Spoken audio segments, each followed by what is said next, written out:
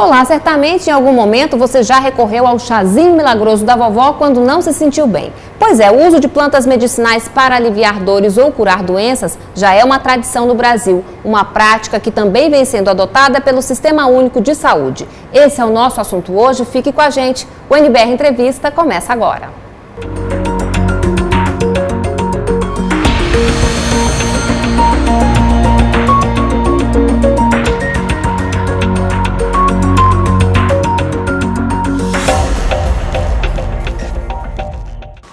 Nosso convidado é Jean Kleber Matos, ele é professor do curso de Agronomia da Universidade de Brasília. Olá, professor, muito obrigada pela sua presença. Eu que agradeço pela oportunidade.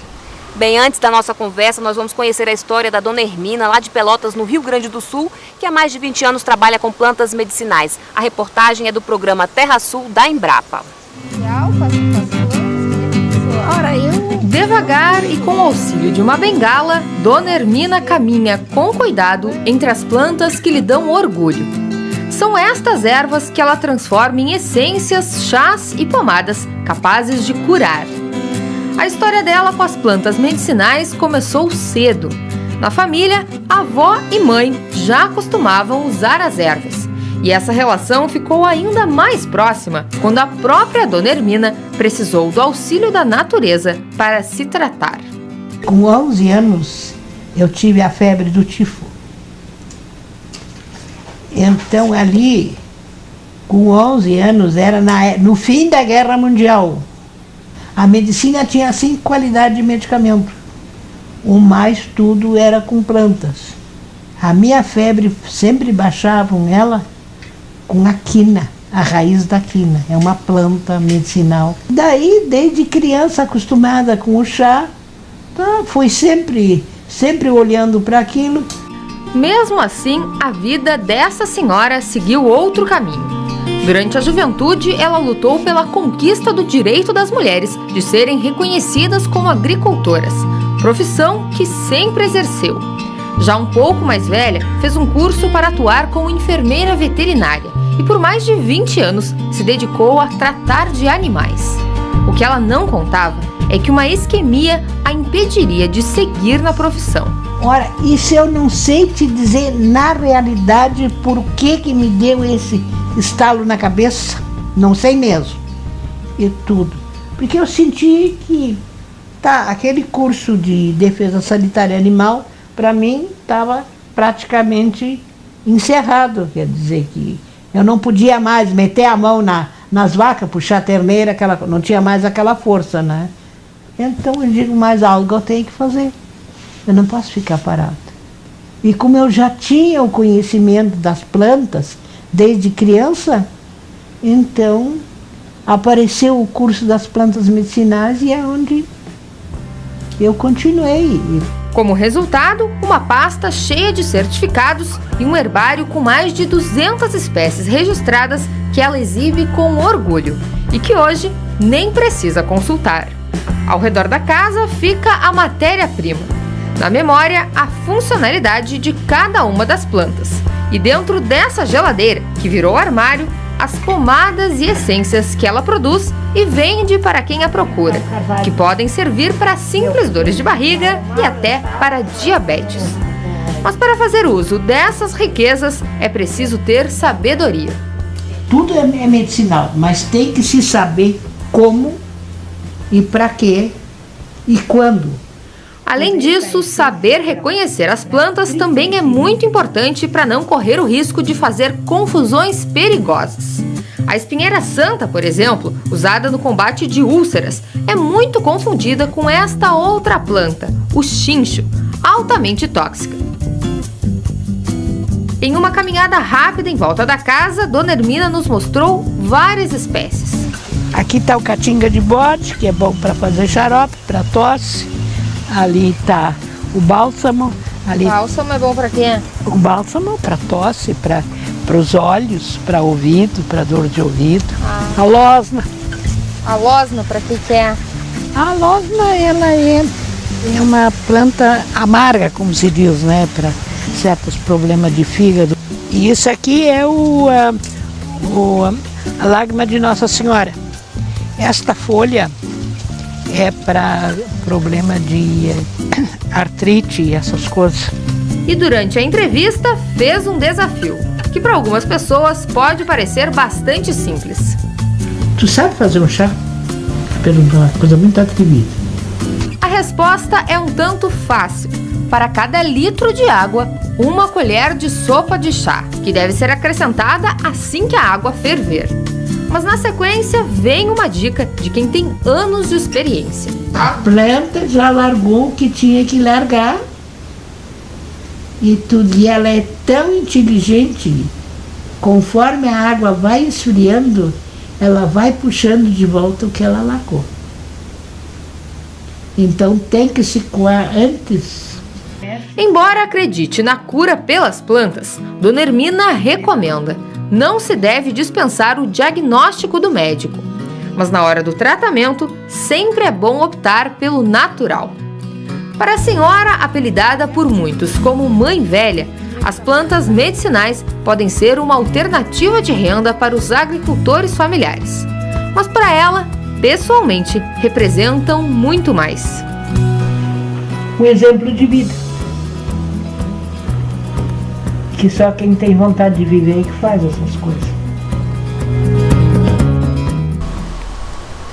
Professor, o que são os fitoterápicos e qual é a relação com as plantas medicinais?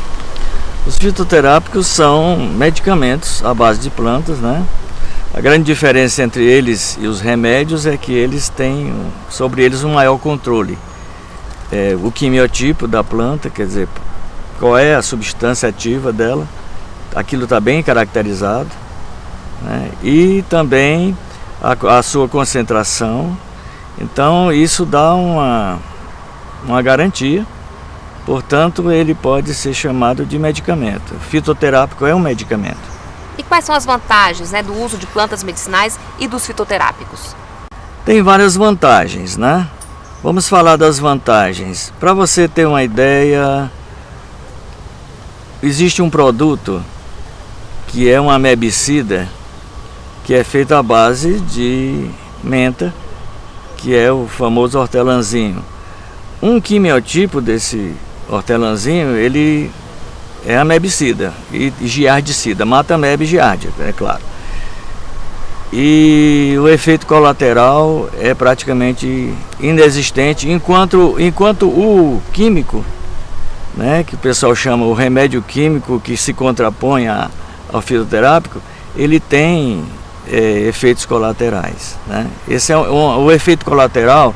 A ausência de um efeito colateral é uma das vantagens interessantes, né, da fitoterapia. Esse é um.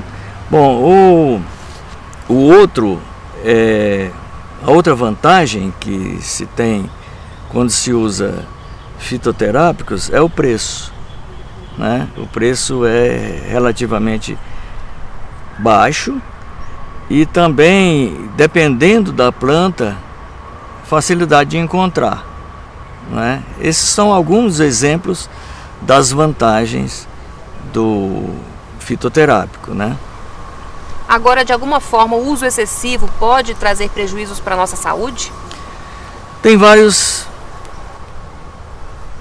digamos assim, cuidados que se tem que tomar, né? A identificação correta da planta é fundamental, né? Porque existem plantas muito parecidas e dentro de uma mesma espécie da planta existem variedades e quimiotipos. Então a pessoa, dependendo do que a pessoa tem, né, dependendo do que ela quer tratar, existe o quimiotipo adequado. Por exemplo, a cidreira de folha. A cidreira de folha nós descobrimos aqui 5 quimiotipos. Um serve para cólica, outro serve para acalmar, né? E o outro serve para perfume, outro serve para dor. Então, o que a pessoa está sentindo? É dor? Então é o quimiotipo linalol, né? Está sentindo o que? Cólica, é o quimiotipo miceno. Então, isso é importante você determinar o quimiotipo. E a pesquisa, as universidades fazem isso. E selecionam e etiquetam as plantas que têm aquele quimiotipo, de modo que a produção é direcionada, né, para aquela qualidade, né? Esse é um dos aspectos. Tem que haver uma identificação perfeita. A outra é a dosagem, né? A dosagem. Normalmente, quando se fala em dosagem, do ponto de vista assim prático, essas plantas que normalmente são aprovadas para se tomar, são vendidas em mercados e tal, né? Chás e tudo mais.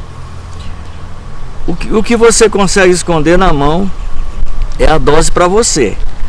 Se for uma criança, não é a sua mão, é a mãozinha dela, porque é proporcional ao peso vivo dela. E não mais que 2 vezes ao dia, máximo 3 chávenas, né? Doses do remédio.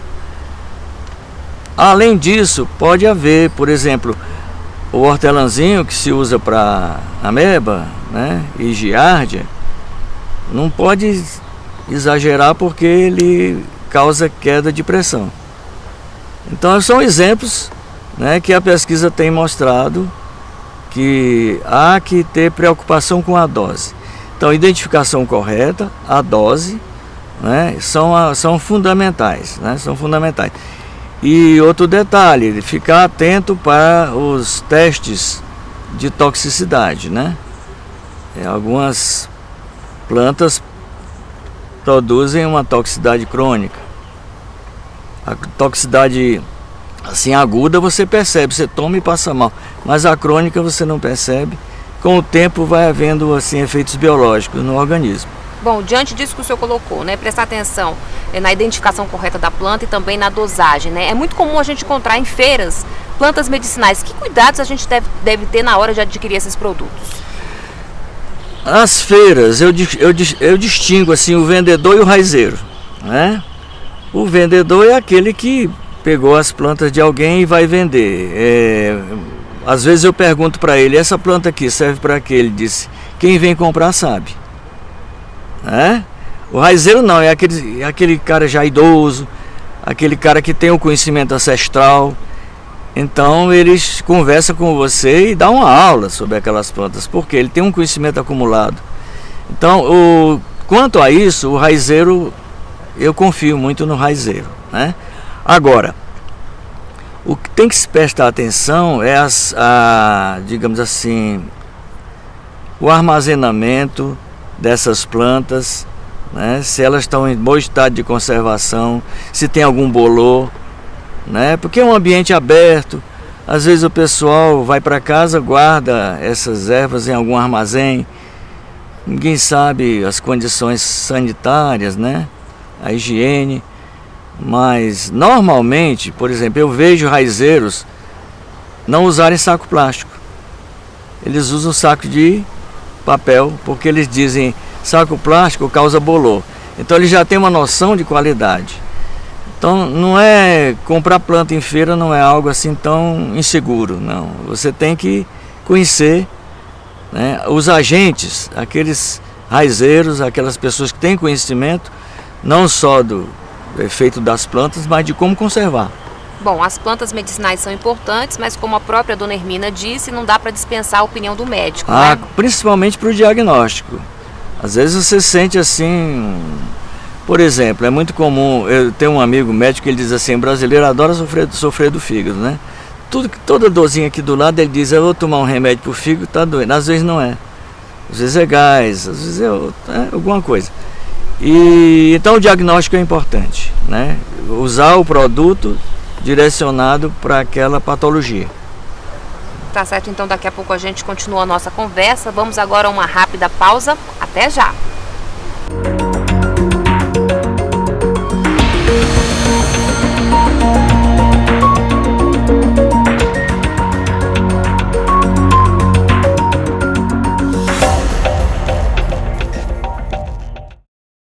Estamos de volta com o NBR Entrevista, que hoje conversa com Jean Kleber Matos, professor do curso de Agronomia da Universidade de Brasília.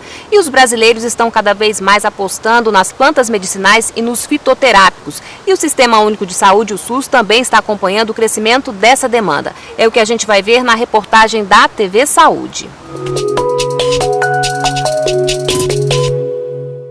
A Política Nacional de Plantas Medicinais e Fitoterápicos do Ministério da Saúde completa 10 anos em 2016. Um dos exemplos de sucesso está em Horizonte, no Ceará, onde o laboratório da cidade funciona há 12 anos a partir de uma parceria entre o município, o estado e a Universidade Federal. E daí nasceu, portanto, o nosso laboratório de fitoterapia, que tem uma produção mensal de 15 itens farmacológicos de produtos naturais e que são disponibilizados à população do município em todas as nossas unidades básicas de saúde. Nós temos atualmente 20 equipes de saúde da família, todas elas disponibilizando esses produtos naturais, esses produtos medicamentos fitoterápicos que são produzidos, encapsulados, armazenados e distribuídos lá no nosso município.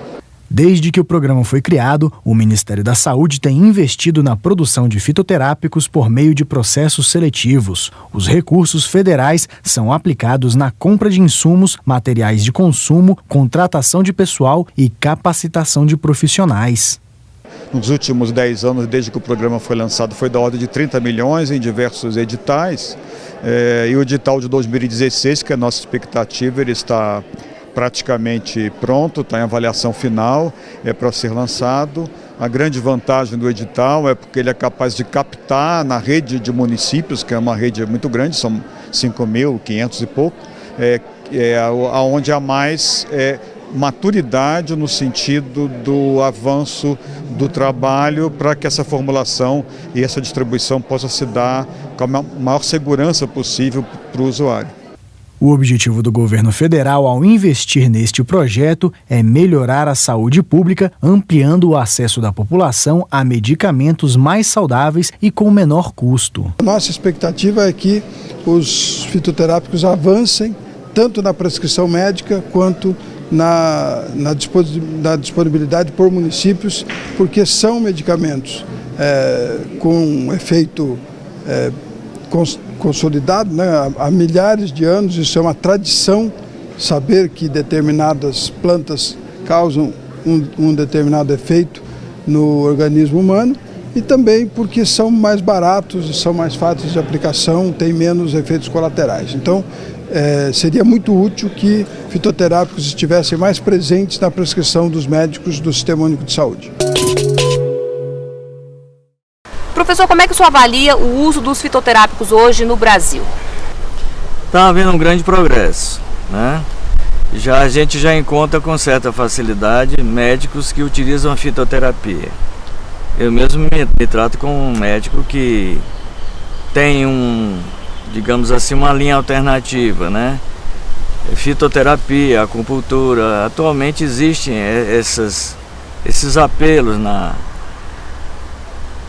no trato com as doenças, né? A população está procurando a fitoterapia e está encontrando resposta, né? Os médicos faziam restrições ao uso de plantas por causa da sazonalidade. O que é a sazonalidade? A planta, em determinado momento do ano, ela pode não produzir aquele componente que é usado no tratamento, porque a concentração desse componente varia durante o ano, conforme a estação, né? Esse é um problema. Depois, as dificuldades de identificação. Então, eles tinham assim restrições quanto à segurança. Mas na medida em que isso foi sendo trabalhado, né, a pesquisa foi apoiando a indústria e o uso, a fitoterapia foi se tornando assim mais confiável, e agora a gente encontra muitos médicos, né, com esse enfoque, né, de fitoterapia. O comércio também tem sido beneficiado nesse sentido, no sentido de que, na medida em que você tenha os padrões e você tenha uma fiscalização que te dá um registro, né, o fitoterápico vai ficando assim, o produto vai ficando mais confiável, as pessoas vão começando a utilizar. Então eu acho que houve um grande progresso. Né? Então a gente pode afirmar que é seguro o uso dos fitoterápicos no Brasil hoje? Sim, porque para você vender, colocar um fitoterápico na rede, né, no comércio, nas farmácias, você tem que ter um registro. Esse registro, para você obter esse registro, você tem que apresentar, provar que sua planta está bem identificada, o quimiotipo é aquele, e também que existe uma literatura de apoio para o uso daquela planta. Há uma dificuldade quando você tenta introduzir uma planta nova. Por exemplo, às vezes aqui a gente descobre que uma determinada planta do cerrado tem digamos assim, uma propriedade medicinal especial. Não dá para obter o registro facilmente. Precisa de mais anos de pesquisa que comprovem a eficácia e a baixa toxicidade. Então, para a proteção do consumidor. Então, leva-se algum tempo para se obter a literatura e as provas suficientes para se registrar um produto. Tudo isso para tornar a fitoterapia mais confiável. Bom, desde 2006 o Brasil tem a Política Nacional de Plantas Medicinais e Fitoterápicos. Enfim, de que forma essa iniciativa ajuda a popularizar esse tema, a ampliar o acesso a esses produtos? Essa política, o decreto de 2006, ele é bem abrangente. Ele contempla desde a fiscalização, isso que eu acabei de falar, até o estímulo à pesquisa, treinamento, né, nas universidades, no sentido de que a fitoterapia tenha esse apoio suficiente e necessário para que ela se torne confiável. Né? Então o decreto é bem amplo.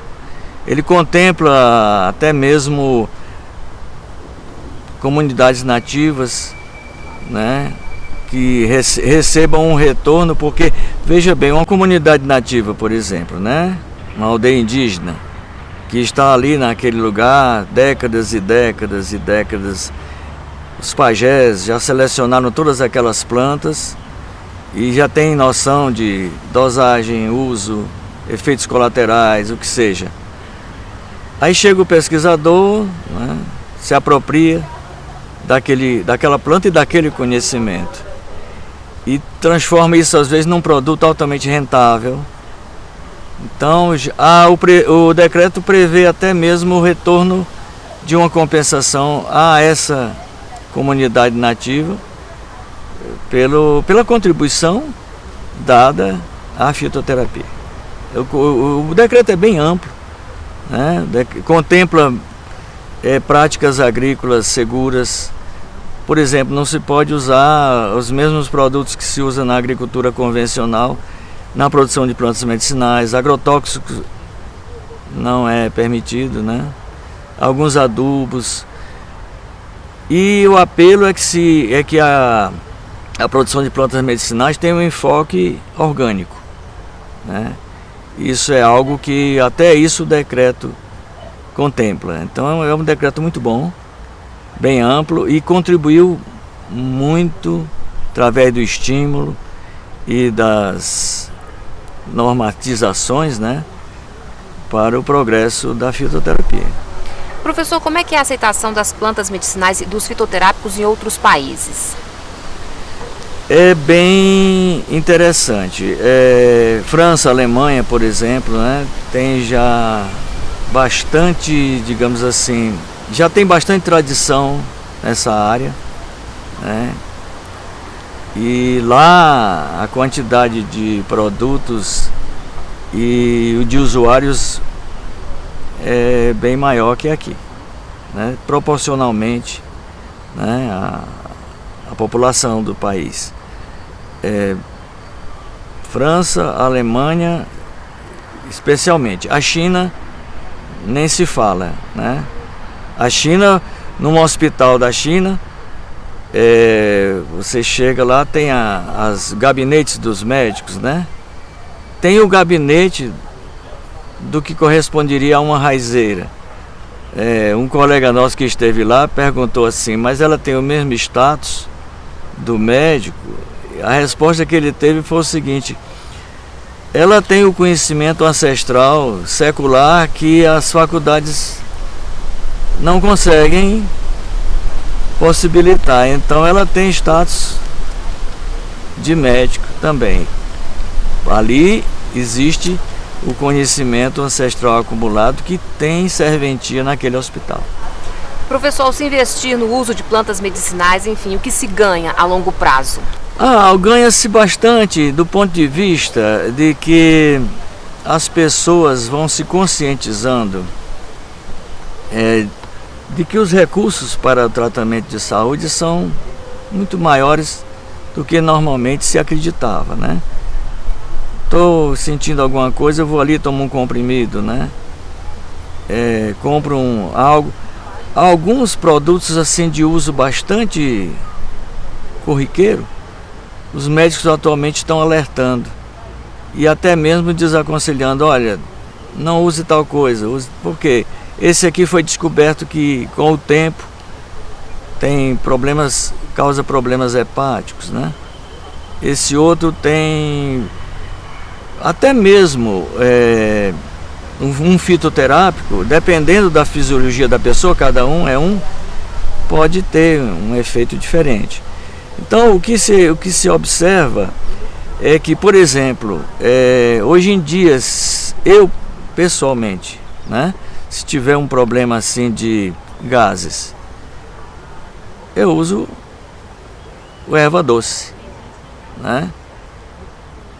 Porque ele é eficaz e tem em todo supermercado e é barato, né?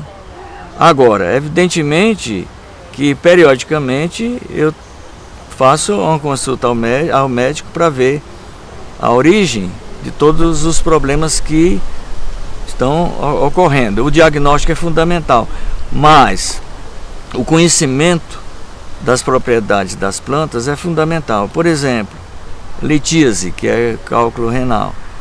Ultimamente surgiu assim, muita notícia, a planta já existia, mas surgiram muitas notícias sobre a garcínia, que é uma planta que tem propriedades anti-litíase. Vou procurar a garcínia e tomar? Não. Eu chego com a receita médica. O médico passou garcínia. Tá certo, então, professor. Muito obrigada por essa aula, pela sua participação na NBR Entrevista e até uma próxima oportunidade. Muito obrigado. Bem, outras informações então a respeito desse assunto é só entrar no site do Ministério da Saúde. E para rever o nosso programa, entre no nosso canal no YouTube. Obrigada pela companhia e continue com a gente na NBR, a TV do Governo Federal.